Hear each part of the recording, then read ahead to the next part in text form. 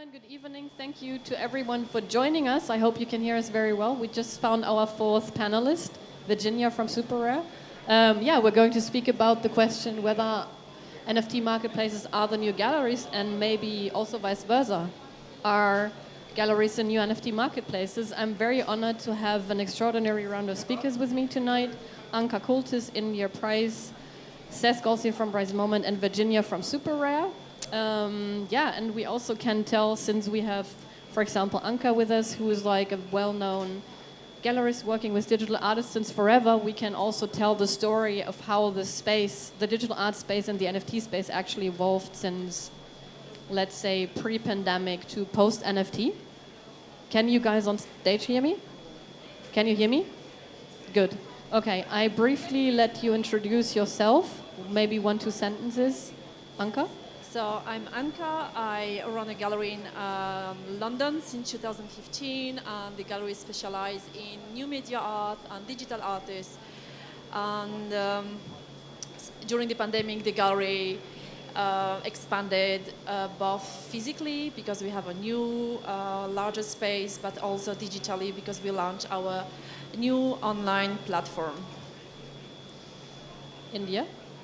I work for Gazelle Art House in London, and in 2016 we started working exclusively with virtual reality and launched a kind of digital art arm called Gazellio. So I exclusively kind of oversee our digital art programs and initiatives and oversee our physical project space located in the lower ground floor of the gallery, accompanied with NFT drops and the VR library. Seth? I'm Seth Goldstein. I'm one of the founders of Bright Moments. We're a project we started last year in Venice Beach. We minted crypto Venetians. We're going around the world to generate on-chain art. We did Crypto New Yorkers last fall, as well as Tyler Hobbs' Incomplete Control. We did Kraftwerk in Berlin in April and minted 1,000 crypto Berliners. And we are now in residence here in London. We're minting Crypto Londoners in Mayfair over the course of July, and we're working with the different artists each week in Soho Square. And tomorrow we'll be opening up a show for Sputniko at 13 Soho Square tomorrow evening. Virginia? Hey everybody, I'm Virginia. I've been with Super Rare for a year. I joined as the arts editor in the media wing, and we launched Super Rare magazine in May of this year. We spend our days with the privilege of interviewing artists, researching technical innovations in the space, and just having conversations about where Web3 has come from and where it's going. Thank you everyone for introducing yourself briefly. Anka, I would like to start with you because you can tell us how, or explain to people how a tradition, I mean this like in a very kind way, saying you're a traditional gallerist, because sometimes on NFT Twitter people say traditional art world as a sort of, not really insult, but not as something positive. So I mean it in a very positive way. You've been always ahead of your time. You've worked with some great artists, discovered many artists. How does a traditional art world gallery operate, and how did you get started working with digital artists? So yeah, as you said, we from the NFT space perspective, we are a traditional art gallery, and we are specialized in digital art. And the artists, since the creation of the gallery in 2015, we mainly presented Web 2 or social media artists, such as the American artist Signe Pierce, who is like self-proclaimed reality artist, or Molly Soda. Both of them live and work in New York. The entire oeuvre is online, and they also, through social media, gathered like thousands of followers. And when the first ever exhibition at the gallery was called From My Bedroom to Others by Molly Soda, and we presented our 25 works, which were accessible like on YouTube or Vimeo. And her works were presented at the gallery on pink small screens, iPads, iPhones, with, the pink walls, which were like her bedroom, and like in her bedroom.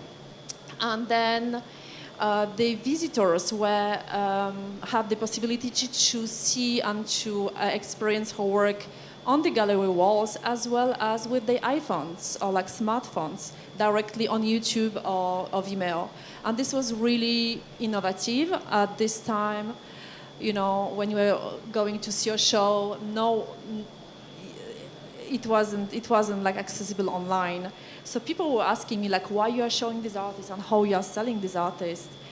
And I think the gallery and the show we made were extremely successful in terms of press. We generated a lot of press. London, like Time Out London, Moose magazine, Monopole magazine with Anika, and also commercially. Molly Soda works and video works were priced at that time between maybe $350 and $1,000, and her three show generated a turnover of 25,000, with the traditional split 50% for the artist and 50% for the gallery, which was like 12,500 for the artist and 12,500 for the gallery. And how did you actually sell the work? Because everyone says, NFTs enable artists to sell their work, and it's revolutionary. But we're all here, and we have these green wristbands, and we can just go over there and mint live, right? Or you go to Mario Klingemann, and then you just, basically scan a QR code, and then you press a button, and you get your work of art. How did you do it back then? Yes, it was not as easy, but it was still easy. So usually we were transferring the artworks on a memory stick with a printed and hand-signed certificate of authenticity.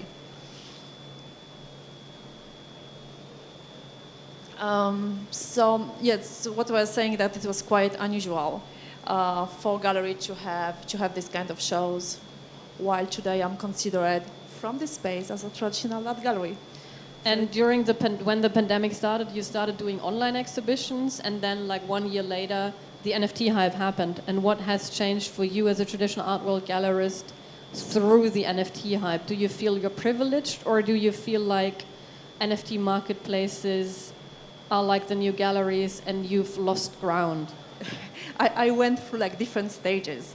So at the beginning, I was really curious, and I started. The first step I did is that since 2021, January, I contacted all the artists, and we started to sell all the artworks, both analog and digital, with a blockchain registered certificate of authenticity, and we also allowed the collectors to purchase the work with flats and cryptocurrencies. So this was our first step in 2021. And since 2020, mid-2020, of course, I started to explore all the platforms like Super Rare, Nifty Gateway, and more importantly, Foundation. Foundation launched their first drop in June 2020. I remember it very well because it was with Signe Pierce, actually, with one of the gallery artists. And it was just after followed by Molly Soda and Avida Bistrom, all the artists the gallery presented at the gallery, we presented in 2016. And it was a little bit, I had this question. I'm really happy that this question today on this panel about are these new NFT spaces, the new galleries, because I really ask myself this question a lot, because this new Web3 and NFT in particular affected my business and my whole business model and the whole gallery ecosystem of presenting, promoting, and also my relationship with the collectors and the artists. And I was, of course, following. This time and it was transformative for me, your show, Anika, and your clubhouses and your shows in the Central Land and in that you created for, finally, Koenig Gallery. And I can now hear you, that's great. And yes, and Thomas Webb game. So it really helped me to think how I want to embrace these technologies. So now from there, I expanded the gallery physically and digitally, and we have a show that the collectors can experience as a virtual gallery space with the Oculus, and there was this moment exactly I was asking myself what I do. But it took me time to reclaim my role as a gallerist and while embracing these technologies. Because I think my role as a gallerist is to bridge the artists and the collectors. And from my experience so far, there is very little bridge or overlap between the traditional art collectors and the crypto collectors. So what we are doing now through our shows is that we are introducing and trying to bring the traditional art collectors to the NFT space.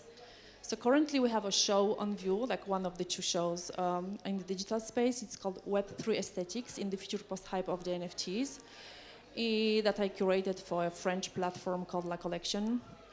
And in the show, I selected different artists, some artists coming from digital artists from Web2, whose works are now sold as through NFTs. And we also have some artists like Marjan Mogadan, who comes from the crypto space, and now her work is shown and promoted through the gallery space. So, yeah. So your role is traditionally finding artists at a very early stage, start working with them, giving them feedback, giving them the first show, helping them build up a collector base, and then best case scenario, help them to get into museum shows and get into museum collections. So, and now Virginia, I would like to continue with you. That's sort of the traditional role of the gallery. What's the idea behind Super Rare and how do you operate? Super Rare was founded in 2018 before I know I was interested in NFTs and probably a lot of us here today. And it was founded just as a website for artists to mint work and to sell that work to potential collectors.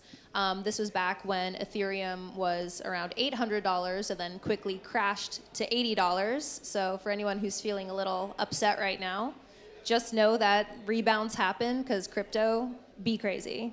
And so in the 4 years that we have been functioning as a marketplace, we've really stood out as the only curated marketplace. And what I mean by that is artists have to go through an application process, and our curation team determines whether or not the artwork and also the communities around that artist fit in with the ecosystem on Super Rare. Why this is important is because, as I'm sure many of you also know, there are tons of scams, rug pulls, people taking other people's NFTs and minting them as their own. And so we feel it's really important for collectors to feel that there is a sort of, verified listing of this artist and of people who are genuinely in the space for the right reasons, which are to create community and to, make money off of their artworks that they don't have to share with a collection house or an agent or manager necessarily, unless they opt into that with a smart contract. Another thing that we've been working on going forward is, as I said, I work at the magazine, and so I've been helping to create context around artists and around artworks, because something that I think a lot of people don't understand, both with NFTs and with traditional art, is why does this piece have value? Sometimes that's the artist's story. Sometimes that is the technology that the artist is using. Like if they are using some sort of, custom smart contract that makes the artwork interactive. These are things that we're working on into the future to help kind of educate the next generation of both artists and collectors. And like you've just said, Super Rare is one of the curated marketplaces, and not like OpenSea where everyone can just mint work. And when the NFT hype started and people got really into NFTs through the Beeple sale, people were so keen on speaking about that everyone is now getting rid of the middleman. And now you said you select the artist, and I've heard numbers of 60K people applying to Super Rare. Sorry, my job is also to ask critical questions. So, are the big marketplaces now the new gatekeepers, like sort of the new middleman because you're selecting artists, or is it more like quality aspects? How do you feel about that? And what's the feedback from the community, especially as well, about that? Yeah, so I come from a journalism background, and I mostly wrote about social justice things. And so, on the surface, Super Rare to me has a couple of issues from an egalitarian standpoint, because, as you said, are we becoming gatekeepers? Are we necessarily, through the curation process, saying no to people who have fantastic skills and talents in the art world, and yet, for whatever reason, because curation is subjective, are not able to get on the platform? That is something we've definitely been wrestling with at Super Rare. But I would say, when you're thinking about a place like OpenSea, we could all get on our phones right now, or our tablets or our computers right now, and start minting anything on our, that's on our hard drive, right? So there's definitely, on one end of the spectrum, the curated NFT platforms, but then on the other end of the spectrum, anybody can mint a piece, whether it's on Ethereum or Tezos or Solana, and can rally a community around those artworks in order to kind of create their own marketplace. And, I'm also a poet, and I've worked with the issues of, like, how do you deal with the publishing industry? How do you deal with the literary society that, is more than happy to tell certain people that they don't belong there and don't fit in? I think what's really exciting about NFTs is that you can have that happening in some corners of the space, and then you can have fully open source, decentralized marketplaces as well. And you've just said everyone can mint now, for example, on FX Hash or on OpenSea. Do you also feel like, as Super Rare, that you're struggling, like maybe a gallerist who thinks, okay, I've built everything up, and now there's, marketplaces taking things from me, even my artist she built up? And do you now have the feeling through, bigger platforms that might not even be bigger but look bigger, are sort of like, I don't know? Well, OpenSea is certainly eating everybody's lunch when it comes to sales. So we try to find ways that are not related to sales to gauge our success. And part of that is really the relationships that we have with artists. We have written articles, we've done features, we just opened up our first pop-up gallery in Soho in New York City, and we've done multiple exhibitions. And something that I find really kind of indicative of the places where we're going with this question of, are NFT marketplaces the new galleries, and can galleries be the new NFT marketplaces, is Sam Spratt had 2 sales going on simultaneously, one in the Super Rare gallery and one at a traditional art house, I believe Sotheby's. And during the opening installment of this exhibition, his piece sold on Super Rare for 75 ETH. And that way overshadowed the money that he made on the sale in Sotheby's. And a couple other differences. On Super Rare, Sam Spratt will get royalties on every single sale. From the initial sale, he gets most of the money, and then every sale for the rest of the NFT's life, he gets those royalties, and he's not going to get those royalties from the auction house. So, there's some interesting differences both on the initial sale and just in the way that, artists are generally treated in the traditional art world versus the NFT art world. Yeah, let's speak about that also later in discussion with all of you. Seth, during the pandemic, all of us have seen like art online and online exhibitions, then on marketplaces like Super Rare. Like post-pandemic, you started, having pop-up spaces. How did you get started, and what's the general idea behind Bright Moments? So we were all stuck in the pandemic in Venice Beach, and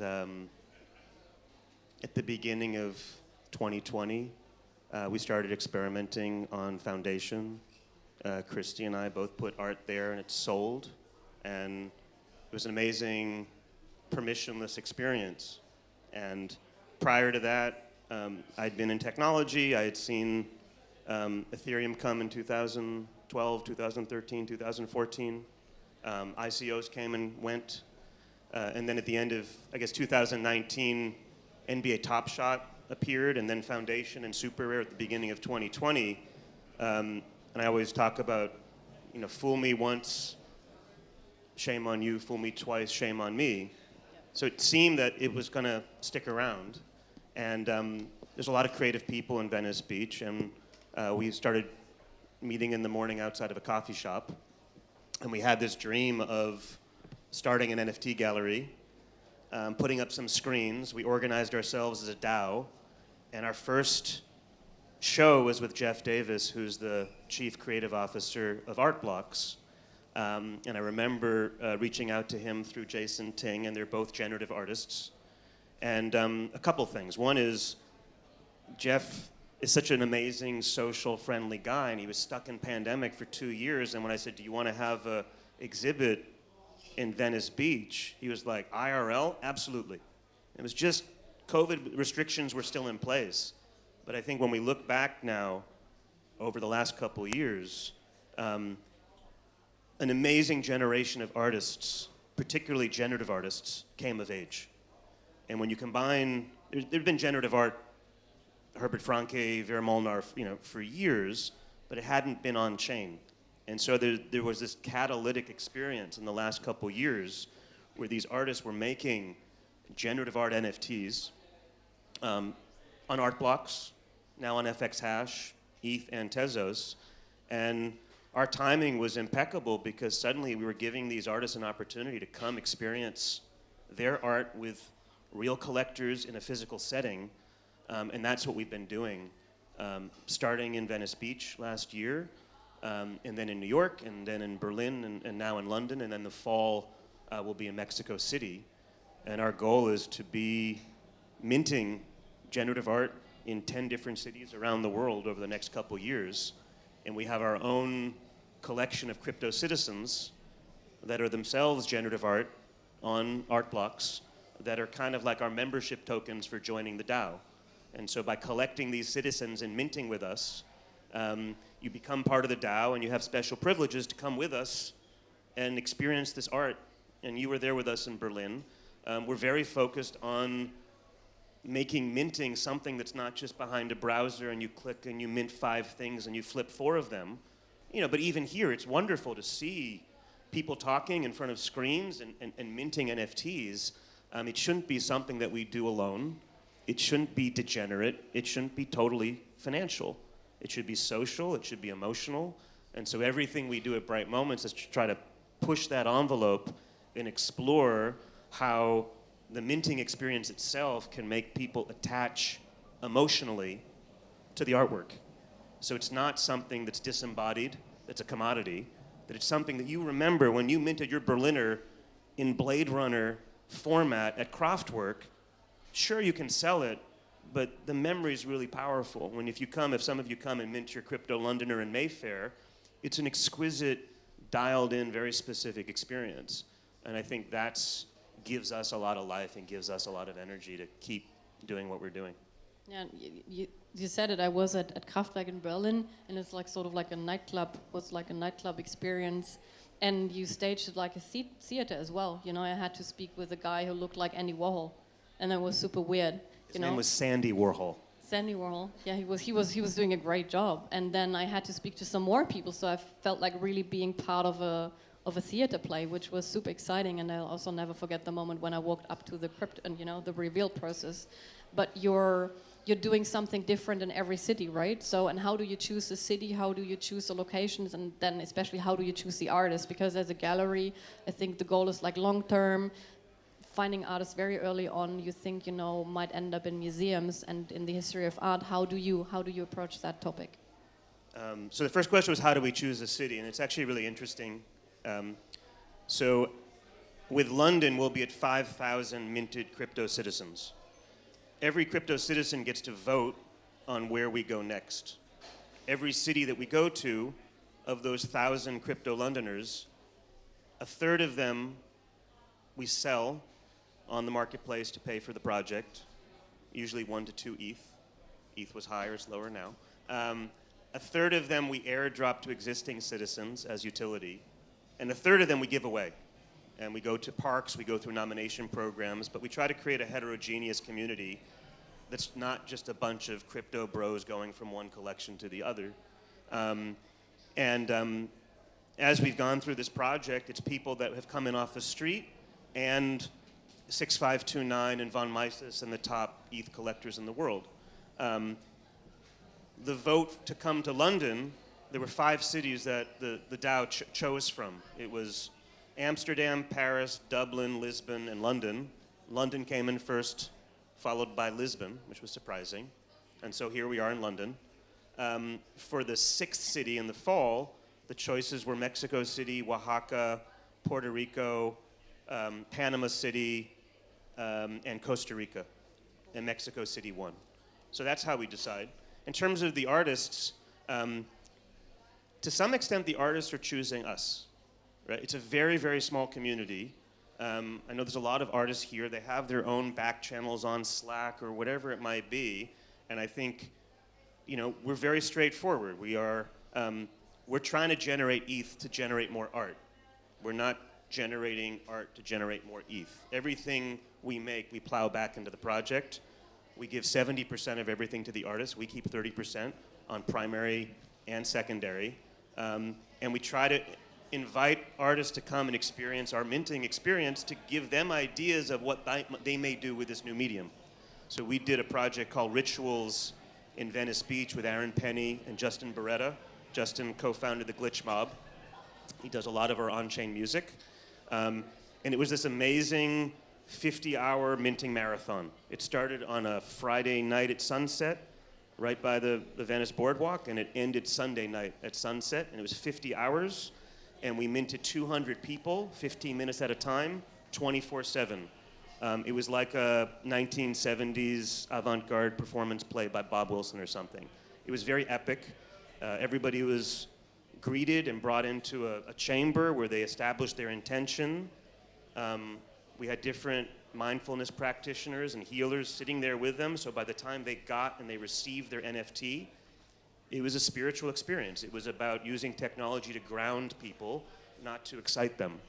And so during that, Tyler Hobbs came to experience that and gave him ideas for what he wanted to do for Incomplete Control in New York City in the fall.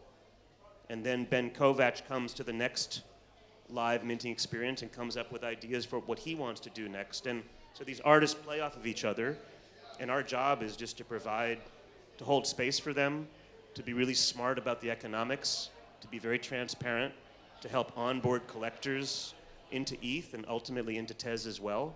But really, it's about artists talking to each other and coming to us and wanting to be part of this project. So the best way is that artists come to you here in London, speak with you, experience it, and... Absolutely. Okay, cool. And how do you said when you started, you saw yourself you said, let's start an NFT gallery, get some screens, have a location. How do you see yourself today? Do you see yourself as a gallery model, sort of, or more like a marketplace, or something totally different? I think we're like a little bit Cirque du Soleil and a little bit Coinbase and a little bit the Muppets. And maybe some Gagosian and some MoMA as well. It's this really strange pastiche. At the beginning, none of us lived with each other. We were just, we're in Venice Beach, we had an idea. Now we're like on the road like a carnival, fighting about who gets what room in the house. And we're Your laughing. partner's It's nervous laughing. laughter, but... Your partner's laughing. I think it's quite okay. Yeah. What you're doing. No, but I think we feel a kind of a holy commitment to generative art. It's a really powerful medium. It's incredibly powerful when you come to a gallery to mint something and neither you nor the artist know what you're going to get. Like never before in art history have we had that. And that's visceral and it's exciting. And I think that's what we want to propagate. United States we've done, now we're in London. Mexico City, I think next year will be Asia, maybe it's Tokyo. We're going to try to do Africa. We're going to try to bring this experience around the world and on the way, onboard people into P5JS, onboard people into processing, teach traditional artists and emerging artists how to use these tools to create generative on-chain art. That's great. See you tomorrow at Bright Moments.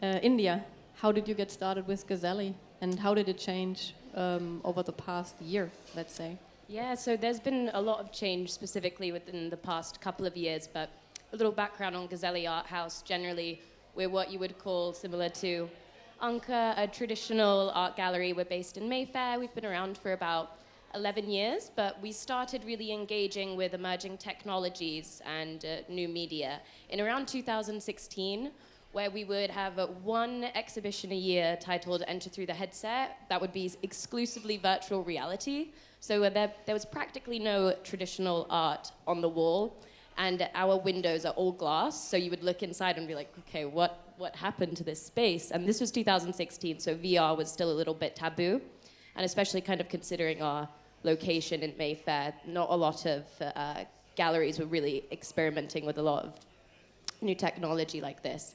So we did that annually, and we also launched a kind of separate website called Gazellio, gazelle.io, and that was kind of an opportunity to bring digital artists to kind of hack onto the back end of a website and share their digital art online. It was kind of an experimental way for the gallery to engage with digital artists all around the world, hence it kind of being exclusively online.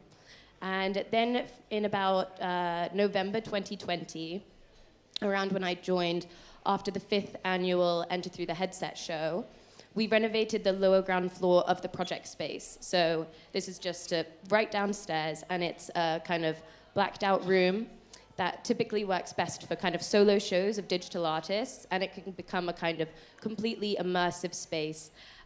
So it has an ongoing exhibition program that correlates with our kind of physical gallery program, and it's continually going on all year. And then in about January 2021, when I joined, when we were really starting to kind of grow this digital program of ours, I was taken the task to kind of research NFTs and really nurture our kind of new dedicated digital program. And I came from a traditional art background of history of art. I had studied a little bit of kind of the history of internet art and net art, but nothing blockchain. So this was like really kind of going in blind. And we entered the NFT space, of course, in like a kind of commercial way, but also because it was what our digital artists were doing even more of. So we're a gallery that will really kind of follow and learn from our artists. So the artists who were kind of already in the NFT space, I learned so much from. And then we kind of started doing strategic partnerships with platforms and marketplaces, which is kind of making this conversation specifically interesting, because I think galleries get to a certain point where you partner with marketplaces, however many times, and it's like, should we create our own marketplace? Do we have the tech? How do we kind of go about this? And how can, we coexist and learn from each other? So yeah, we're now a good kind of year into dropping NFTs, and we've been having continuous shows that have ranged from mediums such as AR, virtual reality, screen-based works. We just finished up a show with our lovely represented artist Brendan Dawes, where we totally blacked out the room, and we kind of put 3 screens together to present his works in a very kind of sculptural component. So another kind of big element of the Gazellio project space is, of course, always considering and interrogating various modes of display and how a gallery can kind of facilitate what an artist envisions outside of an online platform, outside of kind of just a screen on the wall, as we were discussing earlier. So that's how we kind of been getting creative with the program, and it's been really exciting.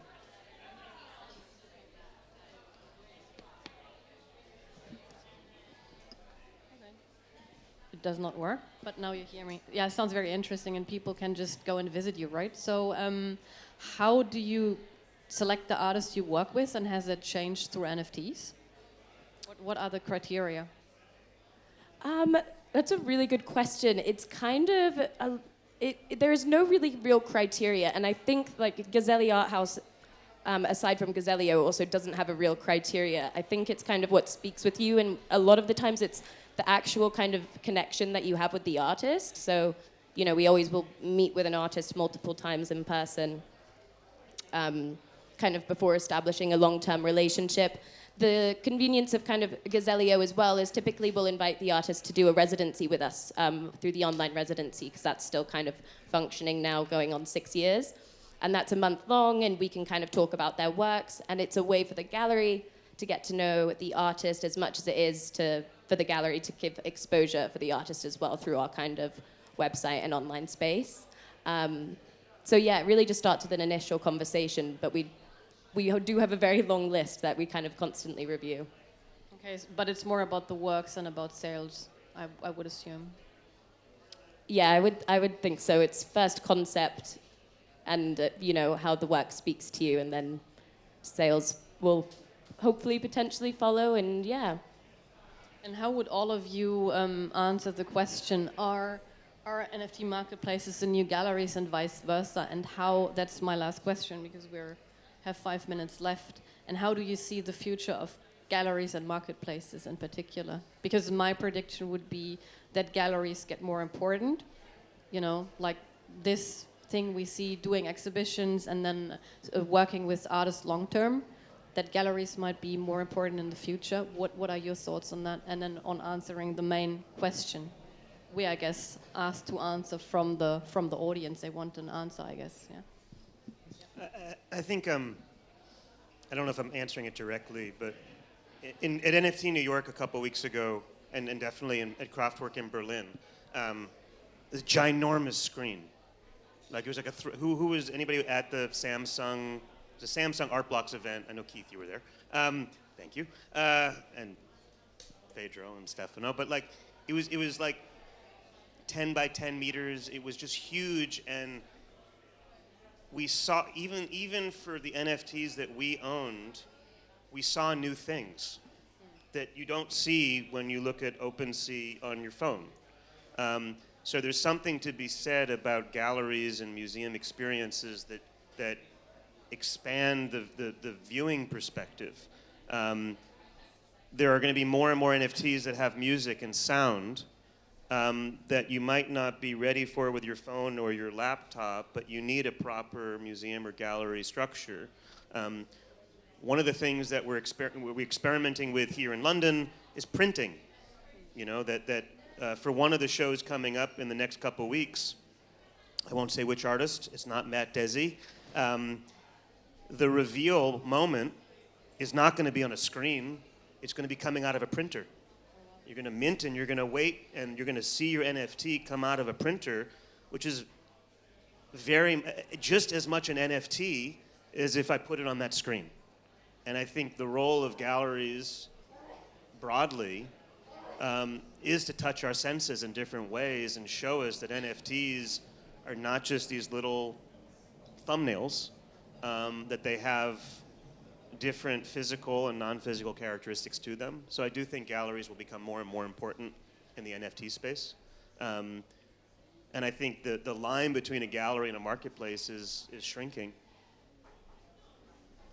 Yeah, I fully agree that the places like the marketplaces and the gallery spaces, there is like more and more overlap of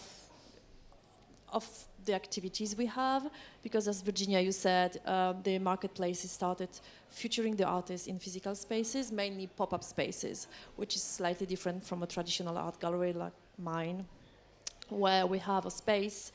And I think that the importance of I think there is room for everyone, and the galleries, I think in terms of galleries, we have, in the NFT space, there are communities. In the gallery spaces, we also have the communities, and I think people who come at the gallery, there is a lot of, like not only the experience of the artworks, but also creating connections and places for real conversations. These are also the places where curators where press come, and we can exchange information. So I think as a gallery place, having the support, we today can generate, press, and this is what will stay after for searchers. We sold many artworks to the Whitney Museum, like in the first year of the gallery, to the Whitney Museum, to Arken Museum as well, which is a Danish, very established museum, to like FRAC, which are regional museum of contemporary art in France. And I don't see yet curators going on this platform because they are for different reasons, and to pick up the artists, to add them to the museum collections, for example. But the spaces are fluid. The many artists who start like in the crypto space now want to show in the gallery spaces, and the artists who started working with the gallery spaces, they also mint in the spaces, and that's all right. I think we have to do what we feel is right for us, and experience and see what's the best for us. Yeah, I agree. I think the world is becoming more and more ambiguous, right? There are people who want to be traditional artists and crypto artists. There are artists who want to be collectors and collectors who want to be artists, right? And I think that the industries and all of the kind of powerhouses that we have to interact with have to become just as dynamic and fluid as we are in order to survive. So I'm hoping that curation and creativity and innovation just all come together so that everybody can find their niche, because that's really where humanity thrives, right? And I go back to like so many different art movements. People hated it. People hated photography. People hated, abstract expressionism. And Socrates hated the written word. So we're used to hating new technologies and hating things that we don't understand. And I think that we're probably going towards, at least those of us in the creative parts of humanity, we're becoming more open-minded and open-hearted. And, what better way to move forward than with art as the catalyst? Thank you. That's very beautiful what he's just said. India? I also think that galleries can learn a lot from the blockchain space from like a functional perspective. So the fact that like secondary market sales will need to change, like royalties will need to be implemented somehow, I feel, in the traditional art market within like the next 10 to 20 years. I don't know how that technology could be developed for physical artworks and older artworks, but I think it's like one of the most, democratic kind of modes to come out of the space so far. I also think that, the emergence of DAOs is so fascinating, and like, DAOs as a form of curation could really kind of transform museum structures and even, gallery structures, which we're seeing already as Bright Moments is a DAO. So I think that there's so much that both marketplaces and galleries can learn from each other to create something, quite beautiful. Thank you. That's beautiful closing words. And yeah, people who are here, you can visit Anka Kultis in Hackney. You can visit you, Mayfair, you said. You're Soho, is that correct? 13 Soho Square. Yep. And Super Rare, we visit either pop-up in New York or online. Both online and on Broadway in Soho. If you're in New York City, come grab a drink and grab some merch and grab an NFT. Right. So we're around. If you have questions, please come up to us. We're happy to answer any questions. And thank you so much for being with us and for your attention. Thank you, Annika.